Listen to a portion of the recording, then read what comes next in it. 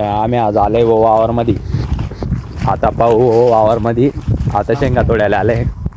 आता बाबा मग काट्या काढताय. हो आमच्यासोबत मामाचा पोरा येईल. शेतात घुसले आपण आता. थोडं गापा शेंगा दिसताय का लागल्या एकदम बारीक. दाखव कधी दिसत असेल तर दिसत असेल तुमल्या. आता चालता बी येत नाही. बेकारच काम झालं गाडी. साप बी दिशी जाता बरं का हो शेतामध्ये. पहिलेच सांगितलं बरं. नदी जोई गेले आपण बोलता बोलता. आणि आपले बाबा आहे. बाबा एक नंबर कलाकार माणूस आहे. स्वयंपाकपासून तर शेतापर्यंत.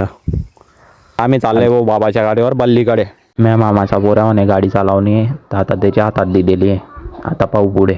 आपण आता बल्लीजवळच्या पिरू बाबावर पोहोचले. आणि या मामाच्या पोराने गाडी चालवा आणली एकदम भारी. तो म्हणे की मला जाताना बी चालवणे. आता त्याच्यात देऊ. तुमले बल्ली जायची राहील ती. या बल्लीवर बी आलते आम्ही. आम्ही चालले वापस. आपण आता घरी गेले हो. पाहू आडी आपली आज तर टी व्ही चालूच होत नाही.